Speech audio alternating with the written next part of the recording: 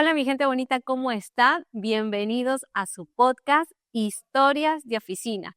Y el día de hoy tengo un invitado muy especial. Se llama Lucio Suárez, consultor en accesibilidad en tecnología. Bienvenido, Lucio. Mar, muchas gracias a ti. Un gustazo estar aquí, agradecido más bien por la invitación de poder compartir estos temas en tecnología y accesibilidad. Igualmente, estamos muy agradecidos de que estés aquí con nosotros y poderte conocer mucho más. Les cuento acerca de Lucio. Lucio es fundador de CIDESE, una ONG que genera lo que es la integración, la inclusión y también la accesibilidad. Además de eso, es administrador del blog Infolector. Así que vamos a estar dejando la liga de la información de las redes de Lucio para que puedan seguirlo. Así que si te apasiona más de tecnología, dale clic en la campanita y suscríbete. Ok, ahora vamos a hablar sobre el tema de la accesibilidad en tecnología. Y tal vez puedan preguntar muchos a qué se refiere con este término. Accesibilidad, vamos al principio básico de acceso. Tener acceso a la información permite que a través de espacios, servicios o entornos puedas tener la libertad de poder acceder a esa información, acceder a esas plataformas. Si ponemos un ejemplo sobre acceso, vamos a poner el caso tecnológico que entras a una plataforma educativa, tienes una contraseña, tienes un usuario y una vez que tú ingresas, puedes, como su mismo nombre dice, tener acceso a toda esa suite de cursos que tienes a tu disposición. La finalidad del acceso es que puedas disfrutar a través de estos entornos, de estos espacios, indistintamente de tus capacidades, ya sea físicas, ya sea cognitivas o sensoriales. Muy bien, hasta ahí estamos de acuerdo con el tema de accesibilidad. Y les cuento adicionalmente que leí un artículo de Charo Porras que estaba investigando acerca del tema de el aspecto en Latinoamérica, ¿no? ¿Cómo está la accesibilidad? Y específicamente en nuestro país, en Perú, donde actualmente estamos grabando. Resulta que tenemos un dato muy crítico. Prácticamente el 33% de la población encuentra barreras para acceder a los servicios básicos. Es decir, mi gente, estamos hablando de 10 millones de personas. ¿Pueden creer que 10 millones de personas no pueden tener acceso a estos servicios básicos? Y esto es uno de los aspectos muy críticos que hoy en día tenemos que seguir trabajando. Y hablando ya de la parte de tecnología, tenemos aquí con nosotros a Lucio Suárez. Lucio Suárez es un referente en el tema de la accesibilidad tecnológica y él es parte de ese 33% que estamos hablando. Estamos hablando de que él es parte de esas 10 millones de personas y está aquí con nosotros y tenemos el privilegio de tenerlo aquí a nuestro lado y que nos cuente de primera mano cómo es estos aspectos, cómo es tener, digamos, estos desafíos para poder solucionar estas barreras que hoy en día es parte de nuestra misión y es parte también de nuestros objetivos a nivel como país de poder reducir esta brecha y poder seguir generando más acceso, libertad y espacio a todas nuestras personas y a toda la gente también de Latinoamérica. Muy bien, Lucio, muchísimas gracias de estar aquí. Así que voy a hacerte la pregunta que está relacionado ya a este tema de podcast. Y ahora que ya todos tenemos este preámbulo, coméntanos, ¿cómo así inició tu pasión por la tecnología? Sucede que yo pierdo la vista a los 17 años y yo desde niño siempre había tenido mucho hábito de la lectura, mucho gusto por la lectura, entre otras cosas, ¿no? Pierdo la vista, una de las cosas que más me afecta es, por supuesto, el hecho de no poder leer como siempre lo hacía, ¿no? Y entonces cuando ya decido rehabilitarme, cuando empieza la rehabilitación, era una época en la que se distribuyeron muchas computadoras en centros educativos y al centro de rehabilitación al que yo asistía, al CERCIL, llegó un grupo de computadoras, entonces ahí tuve, ya como persona ciega, tuve ocasión de experimentar el acceso a una computadora, pero a través de herramientas de asistencia, ¿no? Que en esa época era un hardware, era un dispositivo. Entonces, esa experiencia a mí me marcó mucho y me dio como un indicativo que ahí había muchas posibilidades. Ya con el tiempo yo ingreso a la universidad, hago la carrera y llegamos a crear una ONG con un grupo de amigos también con discapacidad visual. Y es en ese contexto en el que empezamos a tener acceso a software.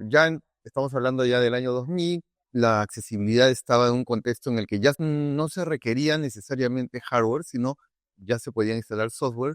Y entonces, cuando ya tengo la experiencia de poder experimentar el acceso a la lectura, a libros, a través de la computadora, ese es el momento en el que realmente encuentro que la tecnología te puede abrir muchas puertas, muchas dimensiones, ¿no? Y yo diría que ese hecho, el poder retomar mi hábito de la lectura a través de la tecnología, creo que fue lo que realmente marcó mi pasión por la tecnología, ¿no? Ese hecho de poder acceder y retomar los libros y la lectura, para mí fue como una liberación, digámoslo así. O sea, después de casi 12 años de estar invidente, el poder retomar mi hábito de la lectura en forma autónoma, ¿no es cierto? Con la autonomía que te da la accesibilidad, fue lo que me marcó y creo yo que fue el momento en que mi contacto con la tecnología tuvo un sentido, ¿no? Ok, yo tengo una consulta sobre lo que me estás hablando, Lucio, porque hay un dato muy interesante que es acerca de la interacción que tienes con la computadora. ¿Cómo fue tu primera vez este contacto con este dispositivo? ¿Cómo lo sentiste? Estamos hablando del año 95 aproximadamente.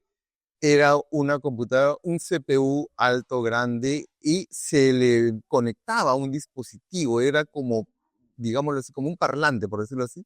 Era un hardware y el sonido salía a través de ese parlante especial. Era una voz robótica, ¿me entiendes? Y era el entorno de OS. Todavía no se usaba Windows. Interesante. Y ya, digamos, teniendo esta apertura de que ya tienes la interacción con la computadora y el tema de los libros digitales, yo quiero hacerte una siguiente pregunta, que es, cuéntanos un poco más a qué te dedicas y qué es lo que estás realizando hoy en día con respecto a todas estas iniciativas. Yo estudié la carrera de bibliotecología y ciencias de la información. Entonces, y fue básicamente porque ahí habían dos conceptos en esa carrera, a pesar que el nombre remite a bibliotecas, pero en realidad hay dos conceptos que son fundamentales, que es la noción de información y la noción de acceso. Por esa razón fue que yo elegí esa carrera. Entonces, ya durante el curso de la carrera, con un grupo de amigos, decidimos iniciar la creación de un proyecto que era una ONG, ¿Ok? que trabajara específicamente este tema del acceso a la información, porque puntualmente el acceso a la información es una de las barreras claves y cruciales para una persona con discapacidad sensorial y en este caso con discapacidad visual, es decir, poder acceder a la lectura, saber en qué lugar estamos y qué sé yo. Entonces, creamos la ONG CIDESI y con CIDESI fue que pudimos acceder a algunos softwares, por ejemplo, en un momento dado con apoyo de IBM, browsers parlantes, pudimos hacer participar en concursos con la cooperación internacional, pudimos generar una biblioteca digital adaptada para ciegos y bueno, y también conseguimos impresoras Braille que también funcionan con computadora, es decir, son informatizadas. Es decir, en todo este momento siempre la tecnología ha estado en contacto y es la que nos ha permitido, eh, digamos, acceder al mundo, ¿no? Y este acercamiento que fue de parte de IBM, ¿ellos fueron hacia ti o ustedes fueron hacia ellos para, digamos, tener esta alianza? Ya, no. En realidad, el hecho es que nosotros en la investigación y en las indagaciones encontramos que había un software que específicamente actuaba en Internet, porque habían otros software también, pero que ¿Ok? daban acceso al entorno Windows, al entorno local. Este software de IBM permitía el acceso a la Internet, tenía todos los parámetros de accesibilidad, pero resulta que IBM de Perú no estaba como muy enterada del tema, así que nosotros fuimos a buscarlos, les tuvimos que explicar y mostrar y les llamó la atención y dijeron, oh, genial, ¿qué quieren hacer con esto? Y entonces les explicamos que esto nos permitía darles acceso, ¿no es cierto?, a las personas invidentes y nos dijo, úsenlo. y debo reconocer que IBM fue muy abierta en ese momento. ¿Y de más o menos de qué año estamos hablando cuando tuviste ese acercamiento? Ese acercamiento, Ajá. estamos hablando del 2001-2002, hace ya más de 20 años. Ah, ok. Chicos, les quiero contar que IBM es una empresa pionera que nace desde el año 1911 en todo lo que es desarrollo, servicios de productos tecnológicos, ¿ok? Así que igual lo comento para que lo tengan en cuenta. Seguramente ya muchos de ustedes estarán googleándolos o estarán buscándolo. Sí es una empresa muy importante a nivel mundial y que va a permitir, digamos, en este caso, ha estado en contacto con Lucio para generar diversos servicios a través de la accesibilidad en nuestro país. ¿Ok? Ahora que ya sabemos esto, también quería un poco aterrizar el tema de el trabajo que tuviste. ¿Cómo parte, digamos, esta iniciativa de querer armar esta ONG con tu compañero, con tu colega? ¿Cuál es su nombre? Sí, con Misael. Ah, con Misael. Misael, que ¿Él también es bibliotecólogo? no, él es docente, Ah, es okey, profesor. okey. Sí.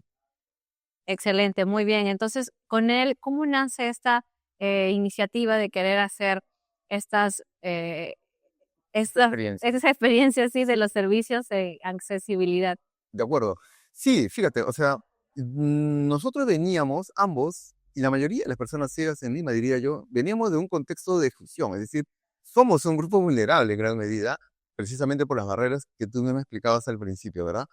Entonces, em, ya conocíamos la necesidad, ¿no? De poder tener acceso a la información,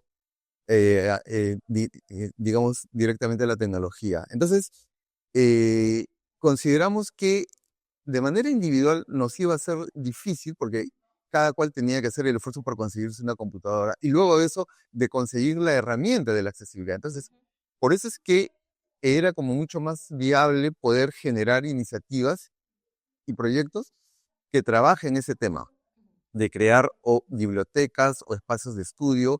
En esa época, por ejemplo, estaba la idea de los telecentros, que creo que ya, ¿A qué se refiere con telecentro? Un poco para conocer y el público también por sepa. supuesto, un telecentro vendría a ser como las cadenas de internet, pero formalizada por una entidad, ¿no? Porque, como sabe, la cabina era más bien una iniciativa individual, ¿no es cierto? Un emprendimiento de las personas, pero el telecentro funcionaba en algunas universidades, algunas iniciativas para que la comunidad tuviera acceso a justamente a la tecnología, cuando explotaba la internet y todo eso, ¿no? Entonces, ese fue el camino que optamos. Vamos a generar ambientes para que las personas con discapacidad visual en Perú pudieran tener acceso a lo que la Internet ya ofrecía, ¿no es cierto? Todo el mundo que se abría. Por eso estamos hablando de los años 2000, inicios de los 2000. Ya con el tiempo vino el acceso o la posibilidad de tener una laptop, de tener conexión en casa, ¿no? Un poco los tiempos. Y ya después vino también los smartphones, pero en esa etapa es que empezamos aproximadamente. ¿Y cómo se sintió esa experiencia? Saber que no teníamos, chicos, no había laptop en ese entonces en nuestro país, no teníamos ni celular, creo inclusive. ¿Pueden creer la experiencia? Cuéntanos cómo se sintió Lucio y cómo también lo afrontaste ahí. Ya. Yo diría que un buen símil sería como hoy día estamos sintiendo que va a ser y que estás empezando a hacer la inteligencia artificial, ¿no es cierto? En esa época se hablaba del Internet, ¿no es cierto? Y para muchos, o la mayoría de las personas, Internet era los jovencitos que podían tener acceso, sí se familiarizaron rápidamente, pero el común de las personas, lo de Internet era un mundo. Entonces fue todo un esfuerzo de poder convencer a o funcionarios o a la cooperación. Cuando entendieron la idea, empezaron a abrir, ¿no es cierto?, puertas. Por eso es que en algún momento CIDESI accede a la cooperación de belga, que acá en la embajada tenían unas iniciativas de cooperación y pudimos habilitar espacios de digitalización de libros y la biblioteca Infolector, por ejemplo, ¿no? Es decir, fue un esfuerzo de convencer al entorno, a a las instituciones, y además el compromiso, siempre encontramos aliados. Siempre había mucha gente que decía, Ah, genial, y se sumaban, sí, sí. qué bien, qué bien. Entonces había, digamos, ese involucramiento porque ustedes también Sí, comentaban. Qué bien, totalmente. me alegra mucho. Muy bien, chicos. Ahora vamos con la siguiente pregunta. Lucio, cuéntame, ¿qué te motivó a incursionar en proyectos sociales y de inclusión? Bueno, al descubrir que la experiencia mía no era la única, ¿no? Evidentemente, las personas con discapacidad visual en nuestro país asciende a una cantidad importante. La única manera de buscar que superar estas barreras que podemos entender y detectar era hacerlo en forma estructurada, digamos así. Por eso es que generamos la ONG CIDESI con un grupo de amigos, como te había comentado, y entonces empezó toda una etapa de búsqueda de iniciativas, de concursos, ¿verdad? Lucio, y una consulta. Sí, sí. Este dato que comentas, ¿de cuánto más o menos estamos hablando de las personas con discapacidad visual? De acuerdo al INEI, aproximadamente el 10.6% tiene alguna discapacidad. ¿Ok? Y de eso, del conjunto de personas con discapacidad, cerca de la mitad, ¿no es cierto? Y este es un dato universal. Cerca de la mitad tiene discapacidad visual, es decir, entre personas con baja visión y ceguera absoluta. Entonces, imagínate, algo más de 5% de la población tiene alguna discapacidad visual. Entonces, la única manera de abordar y de enfrentar esto, de encarar, era hacerlo de una manera organizativa, ¿no?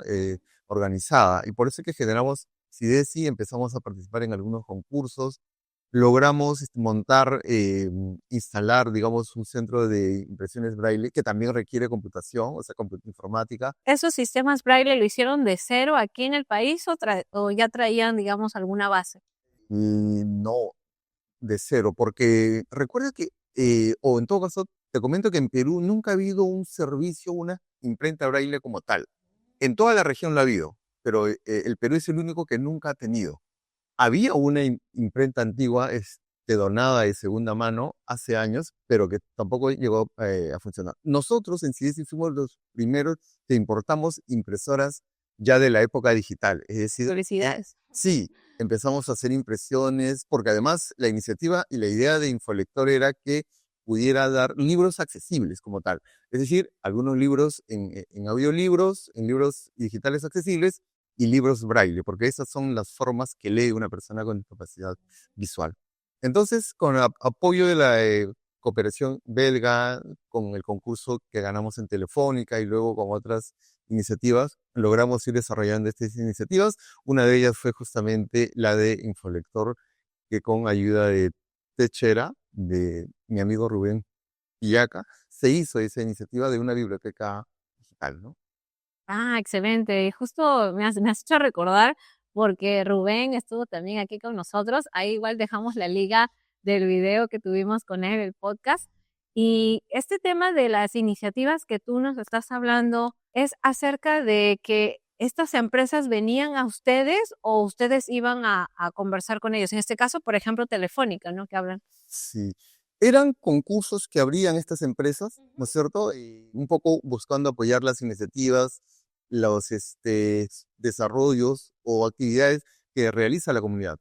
Entre ellas, pues, habían proyectos escolares, educativos, y nuestra institución tenía, o sea, CIDESI tenía que inscribirse, registrarse, enviar toda la documentación del proyecto y ahí un jurado era el que decidía los ganadores. Y tuvimos felizmente esa opción, esa suerte de ganar, ¿no? ¿Y qué tal fue la experiencia? ¿Cómo te sentiste al tener, digamos, esta interacción y también ser ganador de este premio que habla sobre este proyecto social que ayudó a muchas personas con discapacidad visual?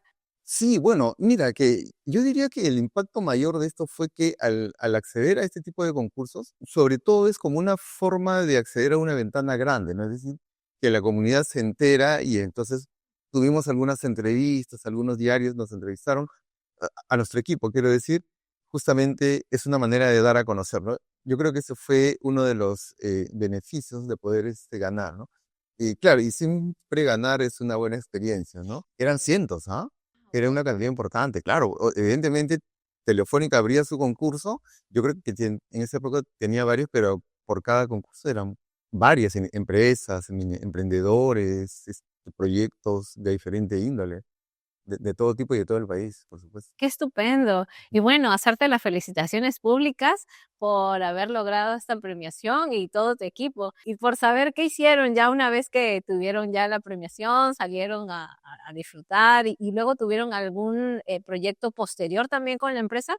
Sí, sí, lo que empezamos a hacer fue ya es decir, a montar una biblioteca accesible ya en toda regla, porque, digamos, inicialmente era una biblioteca virtual, ¿no? Pero luego siempre se requiere también que los usuarios, en este caso con discapacidad visual, estén en contacto, por ejemplo, puedan hacer imprimir sus textos, ¿no es cierto? Que es una experiencia directa y personal. Entonces, esas ayudas, esos concursos nos permitió fortalecer y agrandar, digamos, consolidar todo lo que ya veníamos haciendo, ¿no? Wow, qué bien. Y por curiosidad, ¿tenían algún local o algo así? ¿Llegaron a Sí, estábamos en esa época instalados en la Avenida Arenales, dando un servicio directamente al público que nos visitaba. okey, para ser específico, tal vez, quizás algunos no conozcan, Lince, que es uno de los distritos que tenemos aquí en la capital del país de Perú. Así. Mi gente bonita, si te está gustando toda esta información y crees que tiene mucho valor, dale clic en la campanita y suscríbete. Bien, Lucio, ahora vamos por un tema picante, por así decirlo. Cuéntanos una anécdota con tu ex jefe. Sí, alguna vez fui convocado a una entidad que estaba desarrollando una iniciativa social, entonces requería desarrollar una plataforma inclusiva. Hay un equipo de desarrolladores, ¿no es cierto?, de informáticos. Sucede que al parecer el equipo, o sea, el jefe le indicó rehusar un software que ya tenían, por decirlo así. Y encontré que o sea, el equipo de desarrolladores estaba un poco en dificultades porque ellos encontraban que iba a ser como un poco complicado adaptar ese desarrollo a las necesidades que se requerían, que sea accesible, que esté etiquetado, qué sé yo. Pero el jefe requería que se rehúse, digamos. O sea, un copy-paste. Algo así, sí, efectivamente. El tema es que el jefe quería como utilizar mi figura, o sea, quería utilizarme para poderlos, digamos, instar a que miren, aprendan de Lucio, ¿no es cierto? Que ustedes tienen que poder y tal, y miren a Lucio y siempre viene este tema de, a pesar de que Lucio es ciego y tal, tal, tal. Entonces, es como una forma, digamos, ¿no es cierto?, de impulsarlos, qué sé yo, ¿no? Entonces, yo, bueno, no dije gran cosa sobre el tema. Lo que sí, como veía que los informáticos estaban en dificultades y se rompían la cabeza, entonces yo le dije, mire, agarren una pieza del software, apliquémoslo todos los estándares y hagamos una demostración a ver si corre o no. Que sea en todo caso el propio software que se defienda, digamos. Entonces hicimos eso, ellos desarrollaron, hicimos el testeo y todo, y cuando vino el momento de la prueba, el jefe estaba ahí y se vio las limitaciones, digamos, del software porque no estaba diseñado para eso. Entonces entendí un poco la figura y ahí aproveché yo en explicar que para lograr la accesibilidad se requiere que la accesibilidad venga desde el núcleo, ¿no es cierto? Que esté en su ADN. Entrar a parcharlo es como forzar, digamos, el software, ¿no? Entonces, un poco entendió el jefe y tal, y fue la forma de superar esa limitación. No fue necesario que yo le explicara, mire, no es necesario manipular, no es necesario utilizar la figura de una persona con discapacidad para lograr objetivos, sino se puede hacer de otra manera, ¿no? Si no, simplemente utilizamos la vía natural que era que sea el software, ¿no es cierto?, el producto que hable y que muestre si es viable o no lo es, ¿no? Bueno, los informáticos estuvieron agradecidos, me dijeron, oye, era la única manera de mostrarle al jefe de que este camino no nos iba a llevar, Un digamos, al salvaste. objetivo. Sí, sí, pues. A veces hay que hacer eso y creo que siempre es importante que los objetivos estén, además, creo yo, conectados también con el espíritu del equipo, ¿no? Exacto, Ujú. muy bien. Y es tal cual como lo dices, ¿no? Porque finalmente el hecho de que a veces sí puede funcionar el reuso, pero a veces tampoco no es tan práctico, ¿no? En el tema, digamos, corporativo, cuando uno tiene que ejecutar proyectos, es como decir, prende y apaga la máquina para ver si funciona, ¿no? Sino hay que hacer un diagnóstico y un análisis previo para saber si efectivamente se puede utilizar. Y es así como dice Lucio, una revisión desde el núcleo base para estos temas de estos proyectos de accesibilidad en la parte tecnológica es muy crucial. Así que es muy importante que tengamos en cuenta también nosotros, tanto líderes como los que están en la parte de los equipos, los miembros de equipo, que sepan también esta sensibilidad del uso y del acceso que podemos tener hacia la construcción de estos productos o los servicios que estemos brindando en la parte de tecnología. Bien, ahora que estamos hablando sobre estos temas de las anécdotas de nuestros ex jefes y que ahora ya conocemos más sobre este caso muy particular que nos has contado, también nos gustaría saber cuáles serían las características para ti que debería tener un líder. Yo he pensado que, digamos, algo importante sería, por una parte, la integridad, es decir, considerar que un líder, ¿no es cierto?, es ante todo y trabaja con un equipo de personas, ¿no? Y que eso es una energía muy importante en sí misma. Es importante ahí un aspecto ético, entender que no son herramientas, sino son personas con su albedrío, su cultura y sus hábitos. Y yo creo que eso es fundamental, la integridad, ¿no? Lo otro que pensaría es una visión amplia, digamos, de las cosas, ¿no? Esto de mirar el árbol, pero también aprender a mirar lo que es el bosque, ¿no? Entonces, que ayude a mirar más allá de los objetivos de sí mismo, de su equipo, ¿no? Que aprenda un poco a, digamos, atalayar. Es un verbo que siempre me gustó cuando leía, es decir, ver de una cierta altura, digamos, el horizonte, ¿no? Eso es importante, me parece, en el líder. Y quizás lo último sería el tema de la empatía, ¿no? Es decir, la posibilidad de conectar y sobre todo, ¿sabes qué? De extraer lo mejor de cada miembro de su equipo, ¿no? Un líder debe estar, creo yo, en capacidad de desencadenar la creatividad, la energía que cada miembro de su equipo puede aportarle al grupo como tal, ¿no? Yo diría esos, ¿no? ¿Y qué, digamos, consecuencias puede traer el tema de fusionar esta parte de la visión, de la empatía? ¿Lo has visto ya en algunos otros líderes? Sí, yo creo que más lo he visto con líderes mujeres. Okay. Sí, he tenido alguna ocasión y creo que, claro, eventualmente por las características mismas, las mujeres ven en forma multidireccional. Creo que los hombres vemos estanco por estanco. Entonces, claro, nos cuesta un poco más, diría yo, pero sí creo que es posible aprender. Es decir, es posible incorporar esa capacidad de ver las diversas dimensiones de un tema o de una experiencia, juntarlas y saber distribuir, digamos, su energía, ¿no? Sí creo que es posible recoger eso de toda experiencia, sean de una líder mujer o de un líder varón. Quizás algo que yo podría también añadir es un poco lo que tú has generado y generas, por ejemplo, en esta experiencia que estoy teniendo, al detectar aquello que se necesita, ¿no? Es decir, Muchas si gracias. esa mirada, claro, esa mirada de componente humano, porque es en sí misma una energía, es decir, claro, el algoritmo es algo fundamental para que corran los sistemas, pero hay una energía que está por encima que le da vida en realidad, y yo creo que eso es fundamental en un líder, me parece, ¿no? Así es, muchísimas gracias. Te agradezco mucho el honor de que me hayas mencionado y concuerdo con el tema de las características que hablas acerca de la integridad, la visión estratégica que debe tener el líder y también la empatía, ¿no? Y componente esencial y vital para poder generar este músculo con los equipos y que puedan seguir fortaleciendo.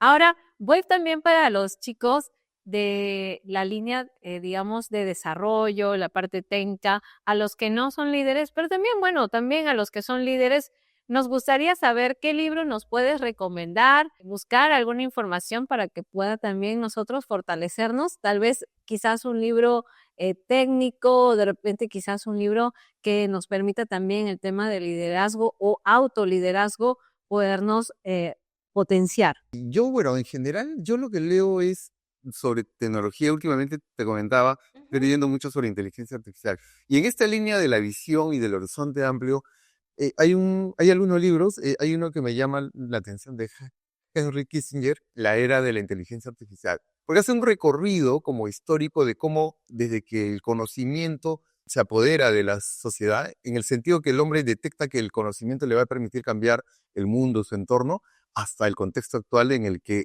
y además la inteligencia autónoma, ¿no? En lo que le llaman la singularidad. Entonces creo que es un buen libro.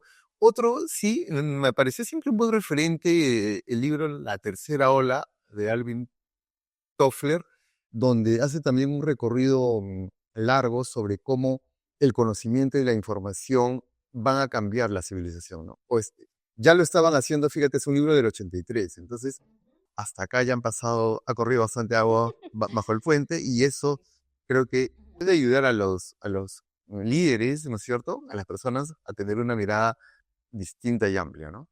Muy bien, excelente. Y una curiosidad, yo siempre soy muy curiosa. Sé que te encanta leer muchísimo sobre libros, te encanta la lectura, y me gustaría saber como dato, por así decirlo, ¿cuántos libros más o menos en promedio ya vas leyendo o ya no sacas la cuenta? Ah, no, es que, ¿sabes qué pasa? Yo soy de los que lee en simultáneo, es decir, yo no leo un libro, acabo y voy al siguiente, sino voy leyendo en simultáneo. Novela, ensayos, ¿no? Estudios, historia y tal. Debe ser algunos cientos bordeando el mil, los mil más o menos. Ah, ya, qué interesante. Muchísimas gracias por ese dato. Lo vamos a anotar. Vamos ahora con la siguiente pregunta.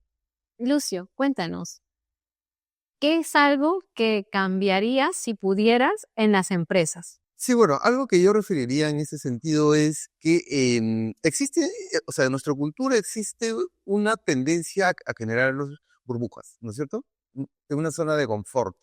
Esta tendencia cultural que tenemos en nuestra sociedad de generarnos grupos, ¿no es cierto?, reductos, lo que algunos llaman también argollas, cuando llega a la empresa, a la corporación, a veces puede no ayudar en el sentido que, por ejemplo, en lugar de darle la oportunidad a alguien que conoce, que tiene experiencia o que realmente, ¿no es cierto?, tiene toda la energía para crear y construir, lo que se hace es, se privilegia a veces más al amigo, al contacto, ¿no es cierto?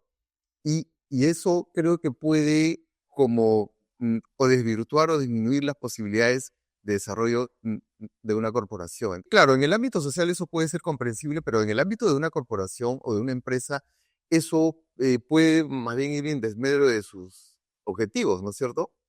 Es decir, si puedes incorporar al equipo y al entorno a alguien con capacidades, ¿no es cierto? En síntesis, si puedo contratar o a una ingeniera de la uni, porque saben, ¿no? Es mejor hacerlo así que a mi amigo o a mi amiga de la otra universidad, ¿no?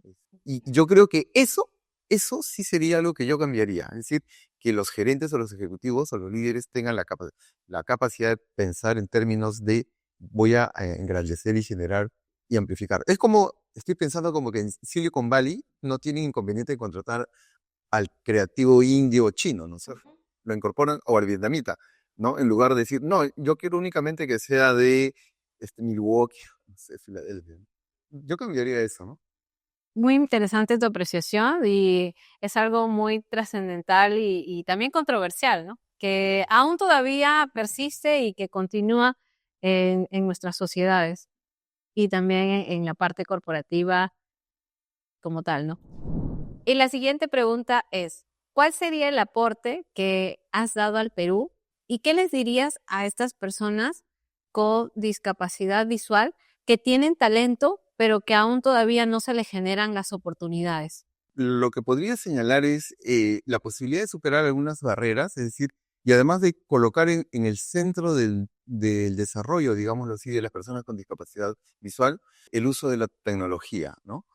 Porque esto se hizo, y todo esto se hizo mucho antes de que aparecieran los smartphones y tal, y todas las herramientas que ahora ya vienen en muchos casos dentro de la tecnología estándar, ¿no? Esto de superar barreras usando la tecnología, diría yo, como uno de los aportes que hemos podido ofrecer. Y lo que yo le diría a las personas con discapacidad visual que eventualmente experimentan, ¿no?, ciertas limitaciones y barreras, yo diría que siempre las limitaciones es un contexto en el que se pueden desencadenar la creatividad y la innovación, ¿no? Cuando, digamos, cuando nos encontramos en un entorno de confort, como que no nos da ganas de cambiar mucho, ¿no es cierto? Nos queda muy bien y no hay mucho incentivo para cambiar y crear. Digamos que tenemos esa comodidad. La comodidad, sí, efectivamente, pero en un entorno, digamos, complicado y de restricciones, sí, de todas maneras, el ser humano empieza a buscar alternativas, a pensar en soluciones nuevas. Y yo creo que habría que aprovechar eso, ¿no es cierto? Que aún con las crisis y las limitaciones que nuestro país vive y que además siempre ha vivido, creo que es un contexto en el que sabemos y podemos encontrar soluciones, herramientas, y eso es lo que yo les diría, ¿no? Ujú. Que pueden utilizar la tecnología, ahora ya está mucho más a la mano y creo que siempre va a haber oportunidades de encontrar su propio espacio en el mundo, ¿no? Excelente. Y cuéntanos un poquito más acerca de lo que nos estaría aportando SIDESE para que todos lo puedan conocer. Sí, bueno, CIDESI está especializada en dar soporte de accesibilidad y testeo de accesibilidad y validación de la accesibilidad a los entornos digitales, tanto web y además internamente en las empresas y las organizaciones. Hemos hecho algunos servicios para el Estado, también para algunas empresas, a poder hacer los ajustes que los estándares internacionales imponen. En nuestro país hay mucho por hacer en ese sentido. eh, Como que nos ha costado mucho más poder incorporar esta cultura de la accesibilidad, a pesar que ya tiene muchos años, pero creo que justamente es una oportunidad, ¿no? Y si ESI les puede brindar esas herramientas, ese conocimiento para que las entidades o las empresas hagan un poco más accesible y cumplan los estándares internacionales que exigen la accesibilidad, ¿no? Oh, excelente, qué gran oportunidad y qué interesante que SIDESE pueda apoyar, digamos, a todos, ¿no? Porque finalmente genera esta inclusión. Muchas gracias, Lucio. Y bueno, ya estamos finalizando. La última pregunta. Chicos, si les está gustando todo este contenido, suscríbete aquí con nosotros, dale clic en la campanita y síguenos. Última pregunta, Lucio, y es, ¿cómo te ves de aquí en 3 años? Yo diría quizás habiendo ya publicado un libro.